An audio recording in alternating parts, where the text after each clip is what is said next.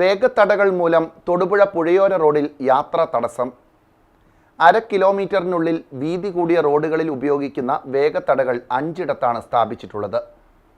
പുഴയോരത്ത് crash ബാരിയറുകൾ സ്ഥാപിക്കുന്നതിന് മുൻപ് അപകടം ഒഴിവാക്കാൻ വച്ച വേഗത്തടകളാണ് ഇപ്പോഴും അതേ സ്ഥാനത്ത് തുടരുന്നത്. തൊടുപുഴയിൽ പുഴയോര റോഡിലൂടെ സഞ്ചരിച്ചാൽ 1/2 കിലോമീറ്ററിനുള്ളിൽ 5 വേഗത്തടകൾ ക്രമീകരിച്ചിരിക്കുന്നത് കാണാം. 500 മീറ്ററിനുള്ളിൽ ഈ 5 വേഗത്തടകളും കടന്നു പോകുന്നത് ഏതൊരു വാഹനയാത്രക്കാരനെ സംബന്ധിച്ചും ശ്രമകരമായ ജോലിയാണ്. ഇത്രയേറെ അടുപ്പിച്ച് ഇത്രയേറെ വേഗത്തടകൾ എന്തിനു സ്ഥാപിച്ചിരിക്കുന്നു എന്ന് അന്വേഷിക്കുമ്പോൾ അറിയുന്നത് ഇങ്ങനെയാണ്. പുഴയോരത്ത് ക്രാഷ് ബാരിയറുകൾ സ്ഥാപിക്കുന്നതിന് മുൻപ് വാഹനങ്ങളുടെ വേഗത നിയന്ത്രിച്ച് അപകടങ്ങൾ ഒഴിവാക്കുന്നതിന് വേണ്ടിയാണ് ഇവ ഇവിടെ കൊണ്ടുവച്ചിരുന്നത്. എന്നാൽ ഈ ഭാഗത്തെല്ലാം പുഴയോരത്ത് ക്രാഷ് ബാരിയറുകൾ സ്ഥാപിച്ചതോടെ ഇവ അനാവശ്യമായി മാറിയിട്ടുണ്ട്. എന്നിട്ടും ഇവ ഇപ്പോഴും നീക്കം ചെയ്യാതെ വാഹന സഞ്ചാരത്തിന് തടസ്സമായി തുടരുകയാണ്.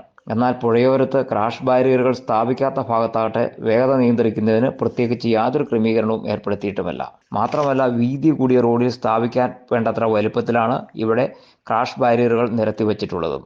ഇവ ഓരോന്നും റോഡിന്റെ 3/4 ഭാഗത്തോളം അപഹരിച്ചാണ് നിൽക്കുന്നത്. വാഹനങ്ങൾ വളഞ്ഞ് പുഴവക്കത്തെത്തിയിട്ട് വേണം ഇവയെ മറികടന്നു പോകാൻ. അശാസ്ത്രീയമായി സ്ഥാപിച്ചിരിക്കുന്ന ക്രാഷ് ബാരിയറുകൾ നീക്കം ചെയ്യണമെന്നാണ് വാഹനയാത്രക്കാരുടെയും നാട്ടുകാരുടെയും ആവശ്യം. കോലാനി ബൈപ്പാസിൽ നിന്ന് ഈ റോഡിലേക്ക് പ്രവേശിക്കുന്ന കവാടത്തിലാകട്ടെ അപകടങ്ങൾ ഒഴിവാക്കുന്നതിന് പ്രത്യേകിച്ച് യാതൊരു ക്രമീകരണവും ഏർപ്പെടുത്തിയിട്ടില്ല. മാത്രമല്ല, പ്രവേശന കവാടത്തോട് തൊട്ടു ചേർന്ന് തന്നെയാണ് കാൽനട യാത്രക്കാർക്ക് വേണ്ടിയിട്ടുള്ള സീബ്ര ക്രോസിംഗ് വരച്ചിട്ടുള്ളത്. കോലാനി ബൈപ്പാസിൽ നിന്ന് വരുന്ന വാഹനങ്ങൾ കാൽനട യാത്രക്കാർക്ക് വേണ്ടി എവിടെ നിർത്തിയിടും എന്നതാണ് അടുത്ത ചോദ്യം.